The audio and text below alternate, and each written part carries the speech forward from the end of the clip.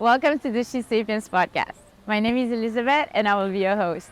Our goal is to empower and inspire women in business by creating a supportive space through events and collaborations. As an international community network and marketplace for female founders, we are committed to provide resources and support to help women thrive in their business. We are based in Lisbon, but we started events in Amsterdam and soon other cities. In each episode, we will delve into the journeys of inspiring women and share valuable insights and tips for female entrepreneurs. We invite you to join us as we explore the stories of women who have succeeded in their endeavors and learn from their experiences. If you're interested in sharing your story, don't hesitate to reach out to us. We would love to hear from you. Additionally, SheSapiens offers a co-work space for our members in the center of Lisbon. Check out the description for more information. Welcome to the SheSapiens podcast. I'm very happy to have you, Olena. Thank you for having me here. You are the co-founder of Luna House, which is a bed and breakfast in Cascais. Yes, we are the first co-living in Cascais. Can you tell us a little bit more about yourself, your background, where you're from, when did you move to Portugal? So I was born in Ukraine. I spent my childhood there, and then I was sent to Poland to study there and became independent. So, meanwhile, I was in love with my husband, who was from Ukraine, but at the same period he moved to Portugal. So I decided no matter what to come to Portugal as well. And this was my first journey. In Poland, I studied hospitality. So I got an opportunity to have an internship, which was paid. So I found a place in Cascais. It was a hostel. This is where I started working and I spent 5 years.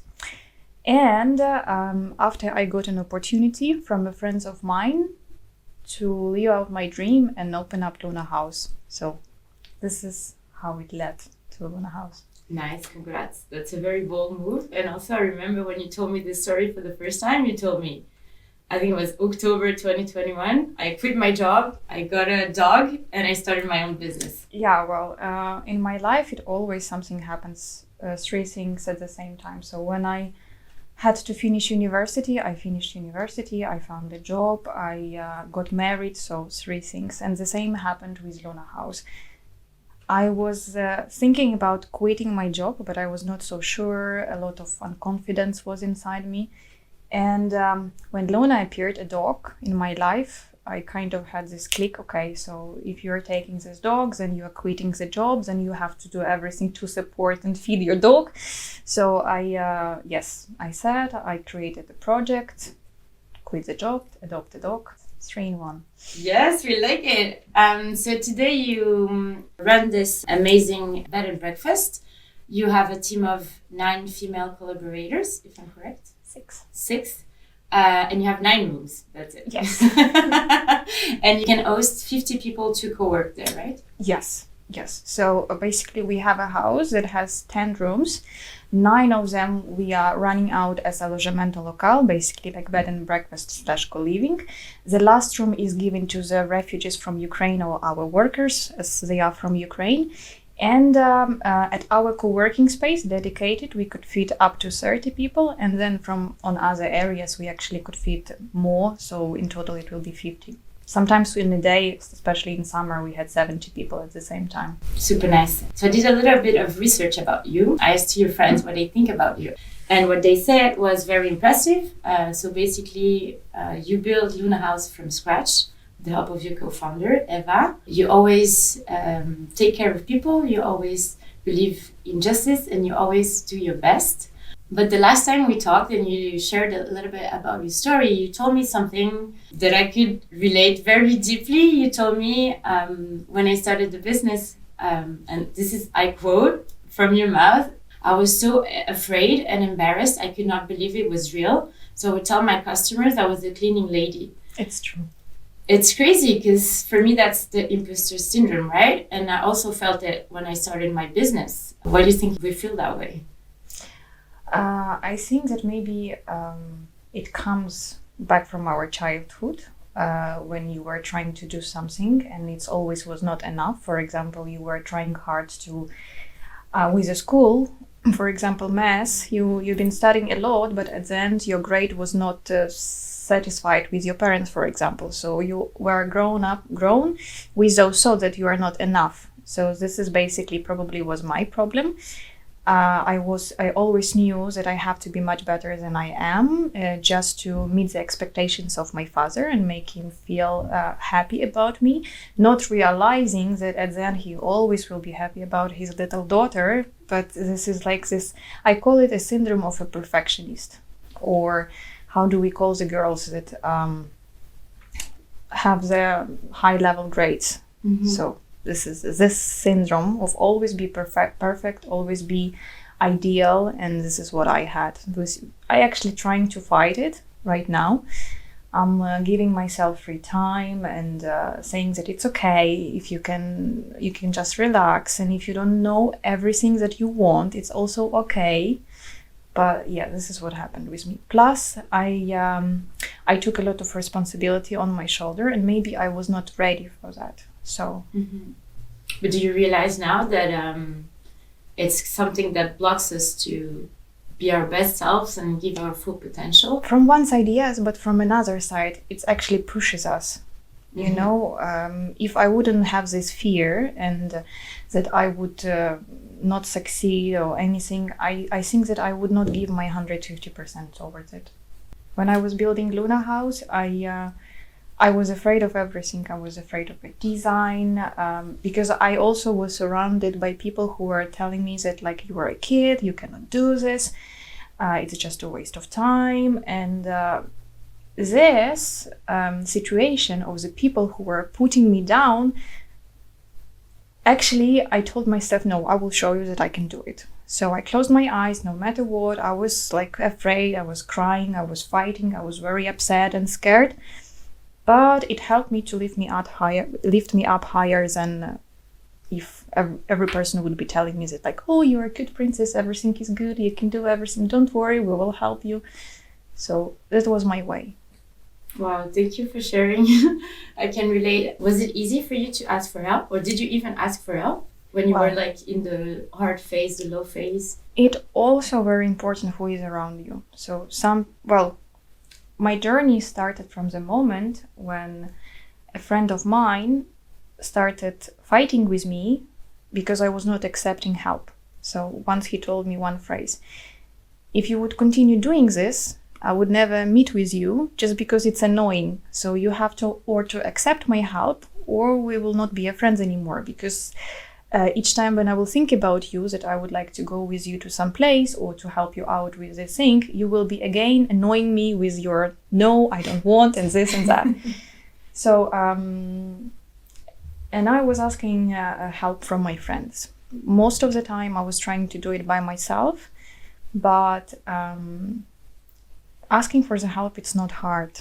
The hardest, I think, it's to trust and delegate. So it's to trust that somebody could help you. How was it this far to trust your team and to delegate some tasks for them? I'm still working on it. It's true, but I've noticed an incredible thing, that as more I'm giving a freedom for them, they do it amazingly. They come up with super cool ideas I did not expect. I even didn't know that they have so much like good knowledge about even like how using Excel and all the formulas. It was hard at the beginning. I was very like into micromanagement. Now I'm stepping away, and it's only been 3 weeks since I started doing this. So congrats. Yeah, and I see a big result now. I actually talk to the team, I see their needs, and they gave me their feedback, which is the most important, instead of just waiting when I will tell them what to do. So trust, believe in your team, also forgive them when they do something wrong is very important. Yeah, one lesson that I learned from my old employers was to always leave room for mistakes. I think our society kind of but it's hard, in our education about that. We need to be able to make the mistakes to learn, otherwise that's get true. stuck. That's true. How would you define your relationship with your clients? I know that it's not good to be friends with your clients, but I always receive them like a friend without knowing them. So they are welcome at our house and they belong to a family, they belong to a community. So everyone is not like the same, but we all respect each other in the same level. This was the most important for me at Luna House, that cleaning lady is the same way respected as a guest, and the guest is respected the same way as the cleaning lady. We all are on the same level. So for me, every guest is a friend, every guest is a client as well. And yeah, I guess that's it. Do you already have clients that keep on coming back? Yes, we do. I did not expect that it will be so quick, but even from the first months, we are having clients who are coming back. Returning clients, and also some people really love the place, so they even stay with us for the whole year and bring their teams. So it's really nice. When I see this, I believe that yes, I did something, so it helped me actually a lot. Great. So that's you already fighting the imposter syndrome. I do, especially when people were started telling me that the design is good. I also was like, okay, so it's good. It's good, I did something, so I'm already working. I see the light. What would you say is your biggest success? You asked me this question already. It's not a trick question. Biggest success? I don't know, to defeat my fear. Really nice. What is your biggest failure? Unconfidence. I don't know if you can answer on this question like this, but for me, my biggest failure is that as more I don't believe and don't trust myself, as more I lose an opportunity to do something more incredible. So it's this. Yeah, this one I can relate 100%. Who would you say is your hero? Okay. Maybe two people in my life. It's my dad and my godfather. My dad, because he showed me so much love, trust, and patience, that you can do everything. And for me, he was always like a man with a golden hands. So even if he didn't know how to do it, he would figure it out. So this is what I love at him the most. And my godfather, because he is a businessman, so for me, he was always whom I wanted to be. So he always was giving me right tips and how to guide the business. And actually, when I went to do my presentation with my investors, he was the first person whom I called. Like, I wanted to share, and his opinion was very important to me. How do you manage to find balance in your work life and your personal life? So, it's hard, it's true, but I do my priorities. So for me, the most important is to be in touch with nature. So I combine everything together. There was a reason why I got a dog. So now I have an excuse to go to the forest almost every day. So it helps me a lot. So we go to the forest on the walks. Also with time with the family. So basically every morning I wake up and I cook breakfast for my husband, do a lunchbox, prepare a lunchbox for him, and then I go to work. So I basically do my plan of the day. I always have ideal list. So morning is those tasks, then afternoon it's Luna House, and in the evening my run time, which I love, and then the most important, dog time, family time. Nice. What is the first thing you think about when you wake up? Well, being honest, Luna is already crying that she wants to go outside. So I have nothing to think about. Do you have 5 lessons about this journey of entrepreneurship to share? 5 lessons? Mm-hmm. Or like advice? Okay, let's do it. So believe in yourself, doesn't matter what. Even when sometimes tell you that you are not worth it, you do. Don't be afraid to ask for help. Don't be afraid to be vulnerable. And don't be afraid to share. Because if you are really honest and people see this, you always will be surrounded by good people around you. It's true. And work hard. That's it. One more. Don't forget about yourself. This is what I forgot to do, but I'm trying to catch up with this. Very true. We always start this journey thinking like, I'm going to work for myself. And then the first thing we forget is to take time for ourselves. So True. that's also like a work to be aware of that every day and to find space to give yourself love and time. Otherwise, if you don't work, nothing works. It's true. I only realized it after 8 months running Luna House, because I was there every day, 12 hours per day, sometimes 18 hours per day. And at some point when I realized that I cannot create more ideas anymore, I hate everything in that place. So then I realized I have to step back and take care of myself, of my family. And then with relax, I could gather more ideas.